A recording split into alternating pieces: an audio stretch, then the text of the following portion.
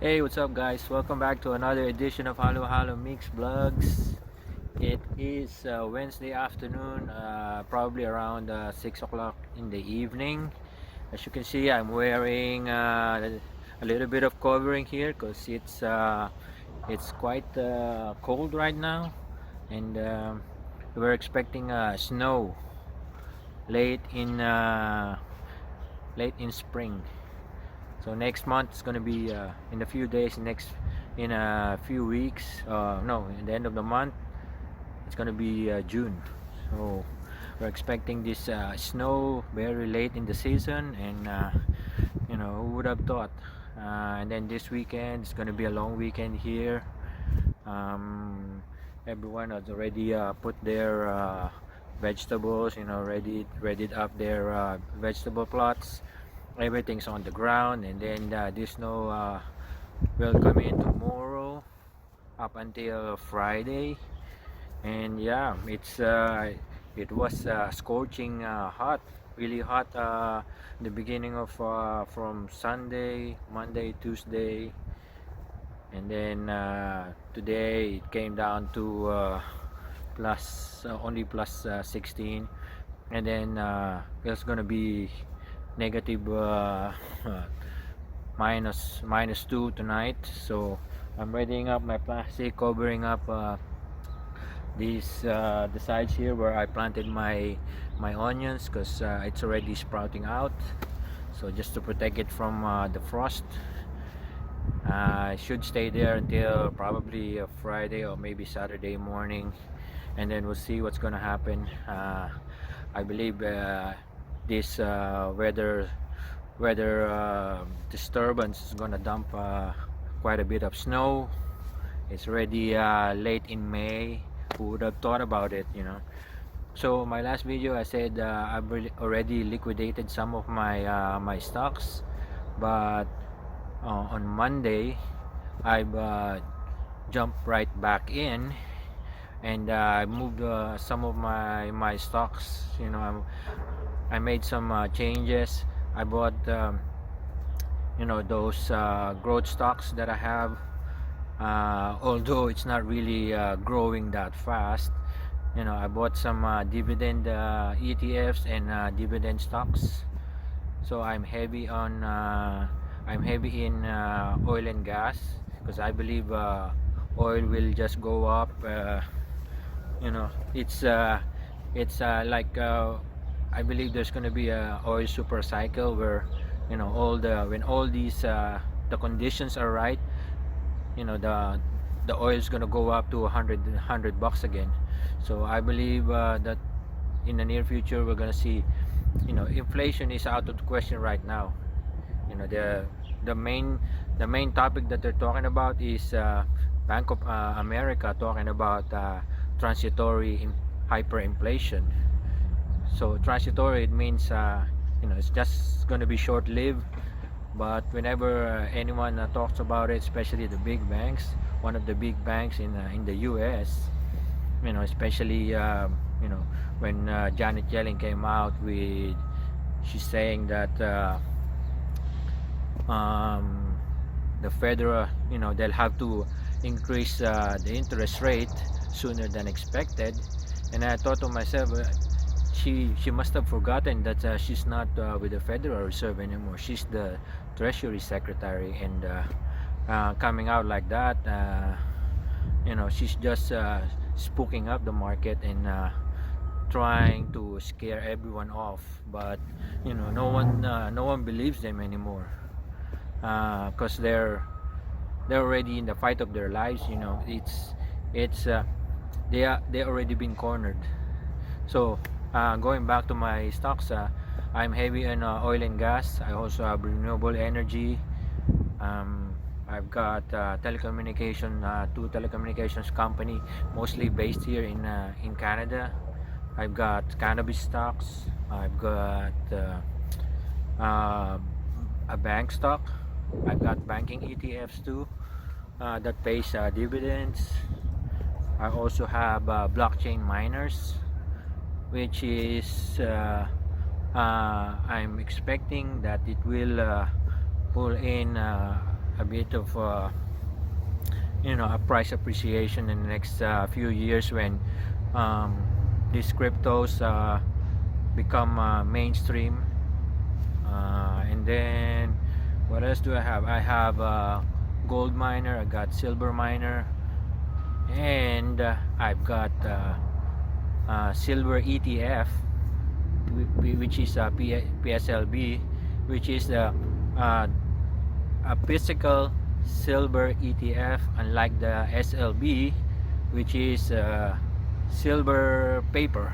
So if you want to invest in PSLB, I think especially with the silver squeeze that's happening right now, and gold price is it's a hedge against inflation. So I mean, anything that I say here, you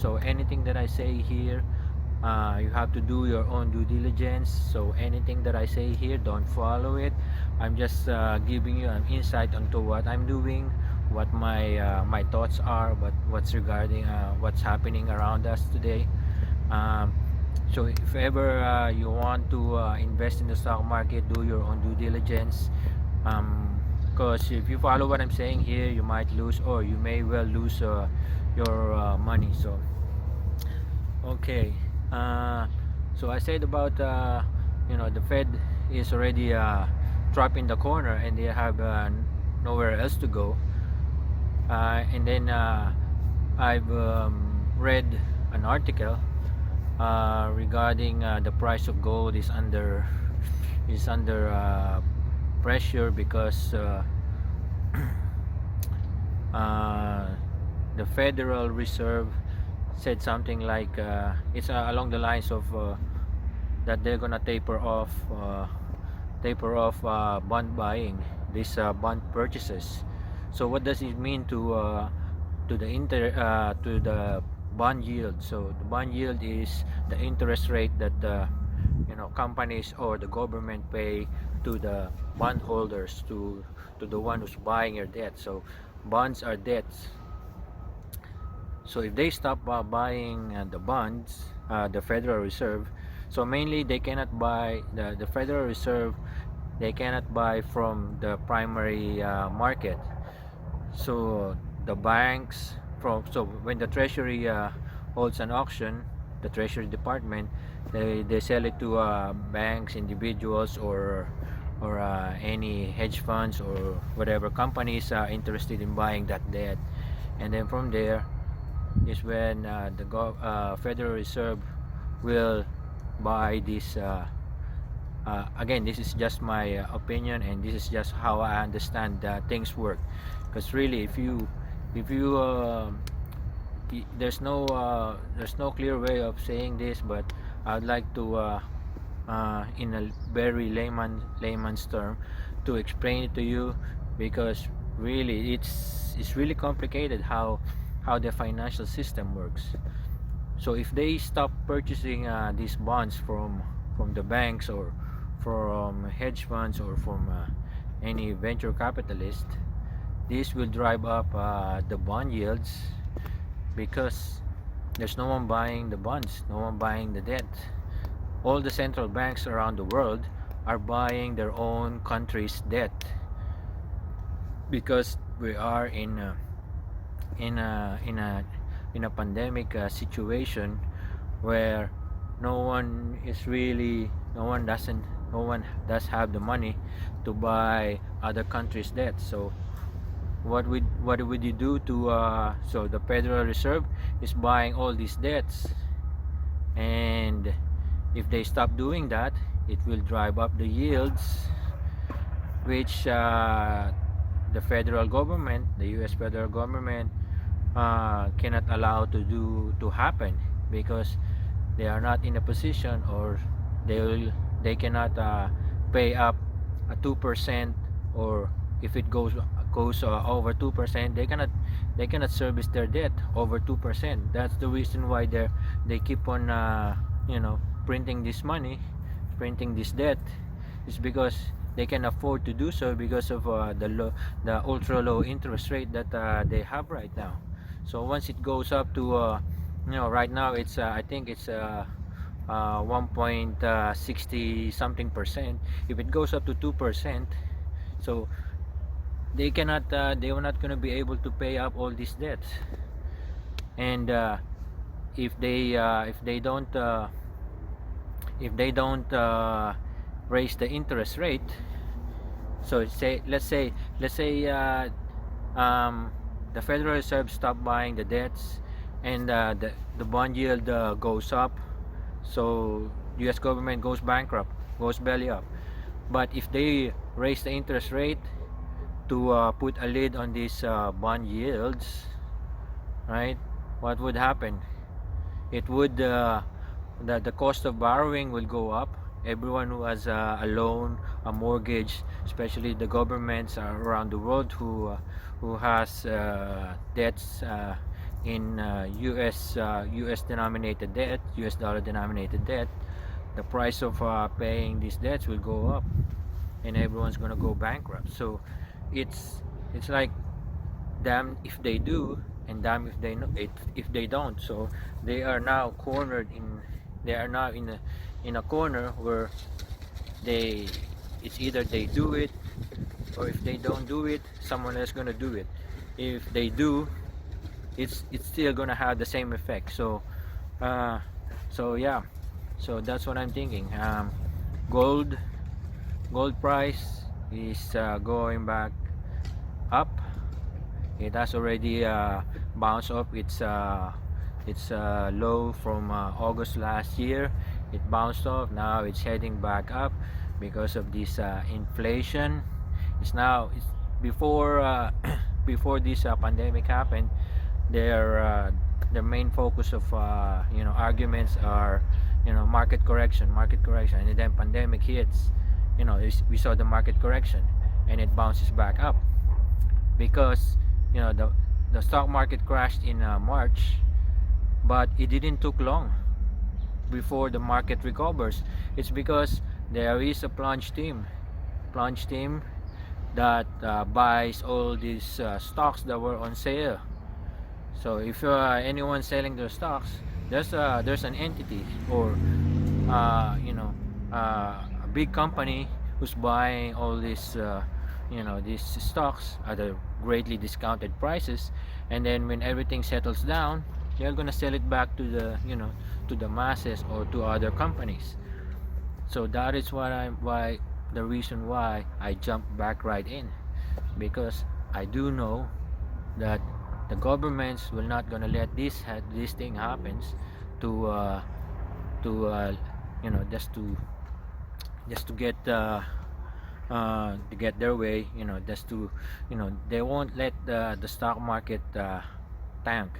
So primarily, if anything happens like a major sell-off, this would trigger a short circuit. That is and these are system in place to arrest any, not arrest, but to mitigate further loss or during that trading period. So if it comes down, if it sheds like 10%, or I don't know the exact numbers, but if there are percentages that it triggers the short circuit and the trading stops for I think half an hour, and then it resumes after that. And then if it continues going to the price, the market sell-off continues for after resuming, after the 30-minute break, it will trigger another an hour, I think, an hour break from that again. And then if after an hour it resumes, and then the market sell-off still continues on, they're gonna stop the trading for that day, and then they're gonna resume the next day. If the next day is Friday, Saturday or Sunday, then the Monday after they're gonna resume it. And then from there, the plunge team will work its magic. They're gonna buy all these stocks, and just to restore some normalcy in the stock market. So that's what I thought. So I just because there's really no way to know when the market will crash. It's It's really about, as they say, it's time in the market rather than timing the market. And it's a good combination of stocks, growth stocks, value stocks, like the everything, the everyday stuff that you use. Invest in those stuffs, like Pepsi, what else, Canadian Tire, you know CN, CN Railways, what else, I'm restaurants, especially now that we're about to reopen again. So we'll see. And then airline stocks, I'm so sorry, airline stocks. Yeah, it's just have to diversify uh, your stocks. Okay, I'll see you again. We'll have to continue this because it's already dragging on for 16 minutes now. So I'll see you on the next edition. It's going to be the continuation of this. And I hope you stay safe, get vaccinated, and protect yourself at all times. And have a good night, or have a good day wherever you may be. I'll see you again next time. Thank you for watching. Bye bye.